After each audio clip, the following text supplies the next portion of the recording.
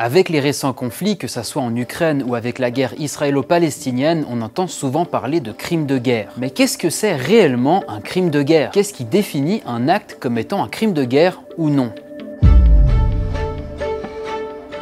En fait, dans le droit international, les crimes de guerre sont considérés comme des violations graves des conventions de Genève. Et le statut de Rome les détaille dans son article 8. Je vais vous expliquer. La convention de Genève, elle réglemente le déroulement des conflits et en limite les effets. Elle protège notamment les personnes qui ne participent pas aux hostilités, les civils. Comme écrit sur le site de la Croix-Rouge, elle fixe les limites à la barbarie de la guerre. Et le statut de Rome, il punit les violations des droits humains et du droit international humanitaire les plus graves. Il définit par exemple les crimes internationaux fondamentaux suivants. Le crime de génocide, l'article 6, les crimes contre l'humanité, l'article 7, et les crimes de guerre, l'article 8, comme je vous disais avant. Il a été adopté à Rome en 1998, mais n'a pas encore été adopté par des grandes puissances comme les États-Unis, la Russie, la Chine ou l'Inde. Dans l'article 8, on trouve beaucoup d'actes qui peuvent définir un crime de guerre. L'homicide intentionnel, la torture ou les traitements inhumains, la prise d'otages, la déportation ou transfert illégal, le fait de diriger intentionnellement des attaques contre la population civile, le fait d'employer du poison ou des armes empoisonnées, le pillage d'une ville ou d'une localité, même prise d'assaut. Je vais pas tous les énumérer, mais sachez qu'il y en a beaucoup. Selon l'ONU, la définition d'un crime de guerre peut varier selon que le conflit armé est international ou non international. Il faut notamment distinguer crime de guerre et ruse de guerre. Attaquer un ennemi alors qu'on est venu se présenter à lui avec un drapeau blanc, ça constitue un crime de guerre. En revanche, lorsque des membres de l'armée allemande ont revêtu des uniformes alliés pour donner au convoi de fausses indications, manœuvre qui n'avait pas entraîné mort d'homme et qui n'avait pas pour but de le faire, eh ben c'est considéré comme une ruse de guerre. En fait, le droit des conflits armés n'interdit pas la ruse ou la diversion, mais s'abriter faussement derrière le droit des conflits armés est qualifié de perfidie et constitue un crime de guerre. Il faut toutefois faire attention aux dérives de l'utilisation du terme crime de guerre. L'historien Bernard Brunto l'explique très bien. Cette dérive conduit à qualifier de génocide, crime contre l'humanité ou crime de guerre tous les méfaits d'une certaine ampleur, y compris les opérations de guerre ordinaires, au risque d'enlever toute pertinence à ces concepts.